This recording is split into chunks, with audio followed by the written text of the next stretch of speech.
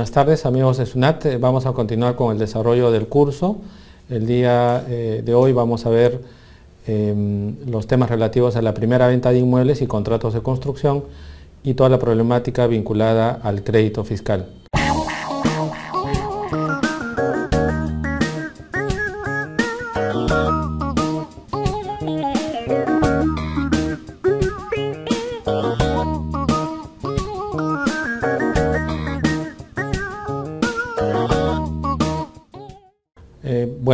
Vamos a comenzar con el tratamiento de la primera venta de inmuebles y los contratos de construcción.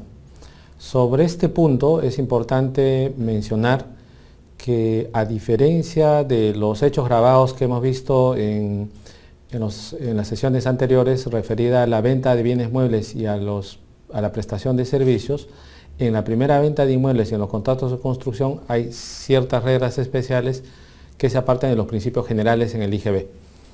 En esta diapositiva ustedes observan algunas resoluciones del Tribunal Fiscal que nos tratan de distinguir cuánto estamos frente a una primera venta de inmuebles y cuándo frente a un contrato de construcción. En la resolución 256-3-99 ustedes observan que el Tribunal Fiscal ha establecido una jurisprudencia que señala que cuando los contratos de construcción se efectúan sobre terreno ajeno, sobre un terreno de un tercero, estamos hablando propiamente de un contrato de construcción. Mientras que en el caso de la primera venta de inmuebles, este se configura cuando la construcción se hace sobre un terreno propio. Y esta situación referida a la primera venta de inmuebles y a los contratos de construcción no genera ninguna duda, ningún problema si nos atenemos a lo que la práctica y la vida común nos señala en el día a día. Cuando alguien construye sobre un terreno propio, estamos hablando de la primera venta de inmuebles. En cambio, cuando un propietario del terreno encarga la construcción a un tercero, estamos hablando de un contrato de construcción. Este criterio que fluye del sentido común es el que ha sido establecido por la jurisprudencia del Tribunal Fiscal. ¿Qué cuestiones importantes podemos compartir respecto a la primera venta de inmuebles? La primera venta de inmuebles es el único hecho grabado en que se graba únicamente la primera operación. Por eso es que la norma dice se graba la primera venta de inmuebles construidos.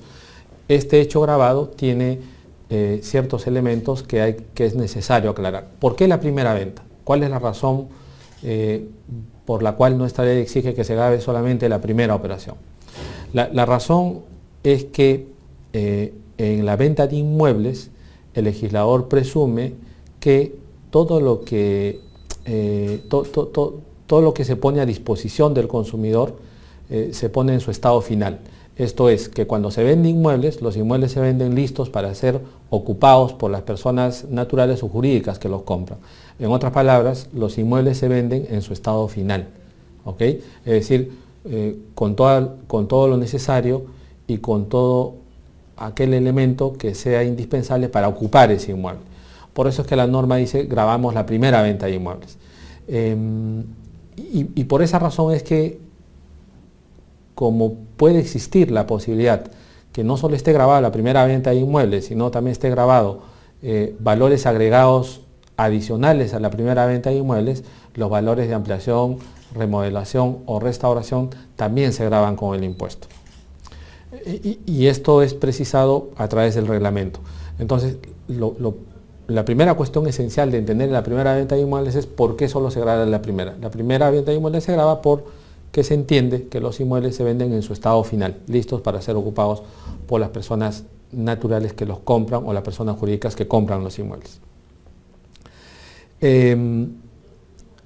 Por esa razón la norma entiende que el valor agregado se genera en la etapa en este caso en que se vende el inmueble, nosotros en la primera operación de venta.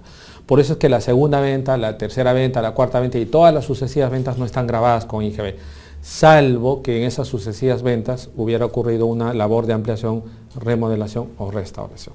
Ese es un primer punto bien importante a tener presente en la primera venta de inmuebles. Lo segundo es que en la venta de inmuebles se exige una especial consideración del vendedor que no ocurre en ningún otro hecho grabado. El vendedor no basta que el vendedor sea una persona jurídica, o no basta que el vendedor se dedique de manera habitual a una actividad empresarial. Es decir, no basta que quien efectúa venta de inmuebles sea un sujeto del IGB. ¿Okay? Voy a poner un ejemplo para que este punto se entienda muy bien. Las empresas de transportes, cualquier empresa de transportes, imagínense ustedes, Transportes TEPSA, por ejemplo, que es una empresa conocida, se dedica a la prestación de servicios de transporte.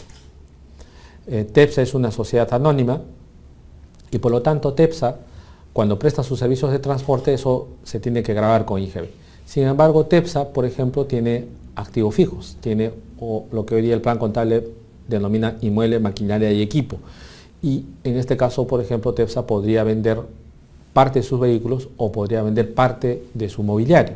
Si vende uno de esos vehículos que utiliza para prestar sus servicios de transporte, esos también están grabados con IGB. A pesar de que TEPSA no se dedica a la venta de vehículos, ni tampoco se dedica a la venta de mobiliario. TEPSA se dedica a prestar servicios. ¿Okay? Si TEPSA vendiera su local, el local donde opera, suponiendo que ese local sea un local donde ha instalado su terminal, donde recoge a los pasajeros, donde parten los ómnibus, si TEPSA vende ese inmueble, a pesar de que TEPSA está obligado a pagar IGB, por la venta del inmueble no necesariamente debe pagar IGB. ¿Okay? Es decir, si presta servicio de transporte, con IGB, si vende su mobiliario, con IGB, si vende sus vehículos, con IGB, pero si vende el local, no necesariamente hay IGB. ¿Por qué? Porque ahí la ley entiende que para que una operación de venta de inmuebles esté grabada con IGB se requiere que el vendedor sea constructor. Ese es el kit del asunto y ese es el elemento más importante en la primera venta de inmuebles. TEPSA, para grabar esa venta de inmuebles donde operaba su terminal, tendría que calificar como constructor. ¿Y por qué la ley exige solo para la venta de inmuebles que el vendedor tenga una calidad especial, que en este caso es la calidad de constructor? La ley exige esa condición porque entiende únicamente aquellas empresas dedicadas a la actividad de construcción ofrecen al mercado bienes que son susceptibles de consumo, es decir, mercaderías. ¿Okay?